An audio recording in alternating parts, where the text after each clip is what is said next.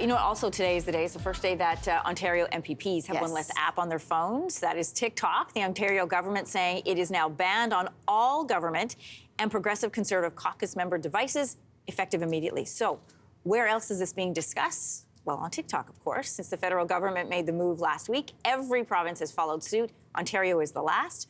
For more on how far this ban could stretch, we're joined by technology analyst once again, Carmi Levy. Good morning.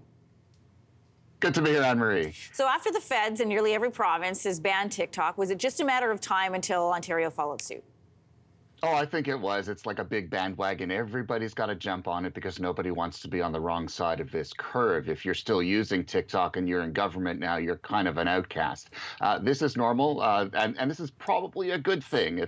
We've been saying for years that we've got to have a conversation, not just about TikTok, which is the worst of the bunch, but it's a pretty bad bunch to begin with. They're all collecting data to a certain degree, and we've all been installing these apps and kind of really not paying attention to what's going on underneath the surface. So, yeah, it's kind of jarring. Obviously, if you use TikTok, you're an influencer, you're using it to maybe publicize your department, that's a problem. But, you know, this long overdue national conversation about data privacy, data integrity, this is a good thing. And if it takes TikTok to make it happen, I'm cool with it. Okay, so that's my next question is why now? This has been a concern in south of the border for at least a year, if not longer. Other countries have made this move several months before we did here in Canada. What's the sudden impetus for this ban?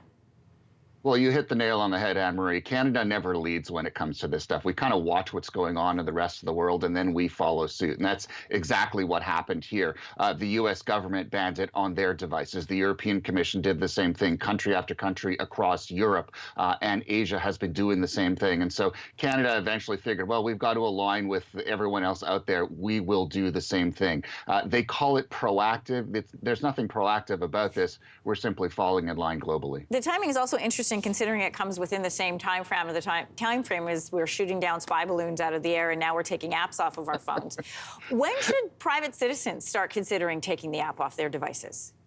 I think we should start thinking about it right now. I mean, look at your phone, take a look at all the screens. Obviously, the ones that you use most often are usually on the home screen, but, you know, 2, 3, 4 screens down, look at those apps and ask yourself, TikTok or not, have I used it recently? And if the answer is no, get rid of it. Don't have it sitting there, because even if you're not using it, it is working in the background collecting this information, especially if it's TikTok, because TikTok is differential compared to other apps. It collects more information. It potentially sends it to China. We worry about that. So obviously start with that, but don't end with that. Look at all of your apps. It's always a good time to do that kind of app security health check and make sure that you're only using the apps on your phone that are delivering value. Everything else, off with it. Carmi, here's a quick question for you. Isn't it already too late? Once you've installed the device, it's like having an open portal to your data.